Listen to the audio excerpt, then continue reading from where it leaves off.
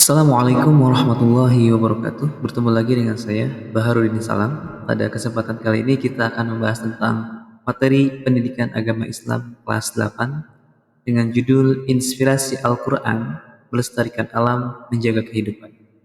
Ini adalah materi bab 1 dari kelas 8. Selamat menyaksikan.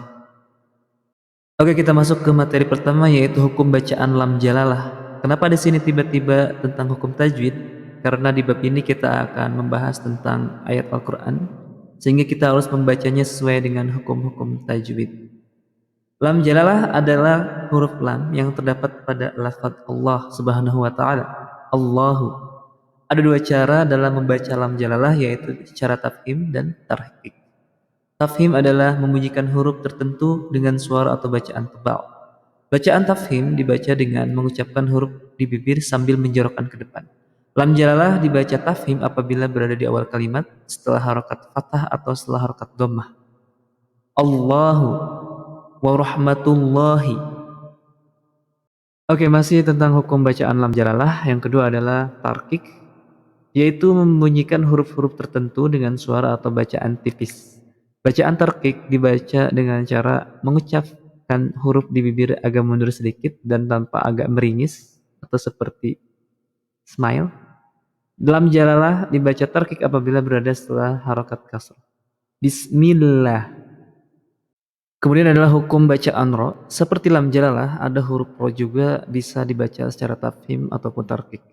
Huruf ro dibaca tafhim apabila berharokat fathah, domah, sukun yang didahului oleh huruf berharokat fathah atau sukun yang didahului oleh harokat dhammah. Huruf ro dibaca tarkik apabila berharokat kasroh atau sukun yang didahului oleh huruf berharokat kasroh. Contoh tafhim adalah rahmah, rusul, maghfirah, Quran. Contoh tarkik, rizq, rijalun, miryatun, fir'aun. Oke adik-adik semuanya, kita akan masuk ke materi utama yaitu mari mensyukuri nikmat dengan melestarikan alam. Baik, dalil yang pertama yang akan kita bahas adalah Al-Quran Surat Ibrahim ayat 32. Allah Subhanahu wa Ta'ala telah menciptakan bumi beserta isinya untuk dapat kita manfaatkan dan nikmati. Dalam Al-Quran Surat Ibrahim ayat 32 dijelaskan bagaimana Allah memberikan nikmatnya kepada kita semua di muka bumi ini. A'udzu billahi minasy syaithanir rajim. وأنزل من السماء ماء فأخرج به من الثمرات رزقا لكم وسخر لكم الفلك لتجري في البحر بأمره وسخر لكم الأنهار. Yang artinya, Allah lah yang telah menciptakan langit dan bumi dan menurunkan air hujan dari langit. Kemudian dengan air hujan itu dia mengeluarkan berbagai buah-buahan sebagai rezeki untukmu. Dan dia telah menundukkan kapal bagimu agar berlayar di lautan dengan kehendaknya. Dan dia telah menundukkan sungai-sungai bagimu. Isi kandungan Al-Quran Surat Ibrahim ayat 32. Terlihat jelas dalam surat tersebut bagaimana karunia Allah Subhanahu wa Ta'ala sangatlah besar untuk kita semua. Allah menurunkan hujan dari langit sehingga muka bumi ini subur. Tentu juga dengan adanya sungai dan laut membuat manusia dapat memanfaatkan hal tersebut sebagai sumber makanan dan penghasilan. Pada ayat ini juga dijelaskan bahwa manusia pun bisa memanfaatkan alam sebagai sarana transportasi untuk mendistribusikan makanan dari satu tempat ke tempat yang lain. Baik, yang kedua adalah Al-Quran Surat Az-Zukhruf ayat 13. Selain menurunkan air yang sangat kita butuhkan, Allah Subhanahu wa Ta'ala juga menciptakan hewan di bumi ini. Sebagaimana dijelaskan dalam Al-Quran Surat Az-Zukhruf ayat 13 berikut ini. A'udzu billahi minasy syaithanir rajim.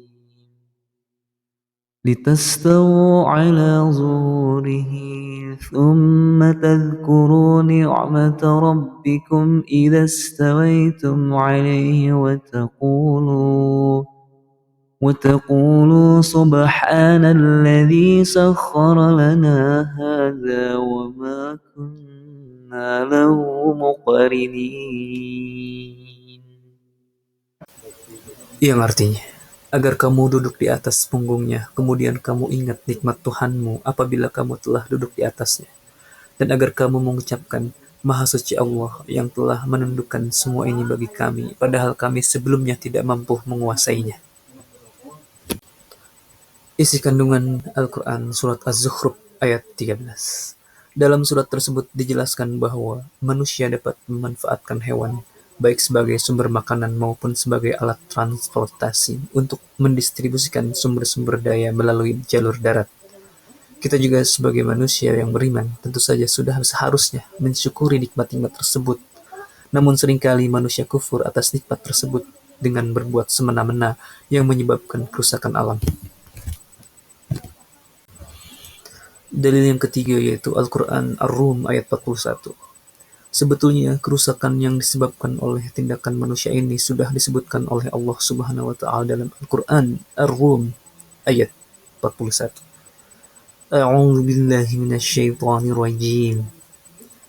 Zaharal fasadu fil barri wal bahri bima kasabat aydin nasi liyudhiqahum ba'dalladzi 'amilu la'allahum yarji'un. Yang artinya, telah tampak kerusakan di darat dan di laut disebabkan karena perbuatan tangan manusia. Allah menghendaki agar mereka merasakan sebagian dari akibat perbuatan mereka agar mereka kembali ke jalan yang benar. Isi kandungan Al-Quran Surat Ar-Rum ayat 41. Dalam surat tersebut, kerusakan alam diistilahkan dengan al-fasad, yang berarti kerusakan. Kerusakan yang dimaksudkan pada ayat ini memiliki dua makna, yaitu kerusakan alam dan kerusakan sosial. Kembali lagi, sebagai manusia kita harus bisa mensyukuri nikmat yang telah diberikan. Dengan memahami bahwa semua yang ada di alam ini merupakan nikmat Allah Subhanahu wa taala, maka manusia akan terdorong untuk mensyukurinya, yakni dengan cara menjaga dan melestarikannya sesuai dengan tujuan penciptaannya. Oke, berikutnya yaitu peran pelajar muslim dalam melestarikan alam. Peran pelajar muslim dalam melestarikan alam. Sebagai pelajar muslim, tentu saja kita harus menunjukkan perilaku yang berdampak pada pelestarian alam. Perilaku ini bisa dimulai dari hal-hal yang sederhana, hal-hal yang kecil, yang bisa dilakukan sehari-hari kok, seperti mengurangi penggunaan plastik sekali pakai, membuang sampah pada tempatnya, memisahkan sampah organik dan anorganik, mendaur ulang sampah anorganik, menanam dan merawat tanaman, dan lain-lain. Baik, yang terakhir yaitu hadis tentang menanam. An Anas bin Malik radhiyallahu anhu qala Rasulullah sallallahu alaihi wasallam, ma min muslimin yagrisu gharsa aw yazra'u zar'a fayakulu minhu at-tayr aw insanun aw bahimatun illa kana lahu bihi sadaqah. Rawahul Bukhari.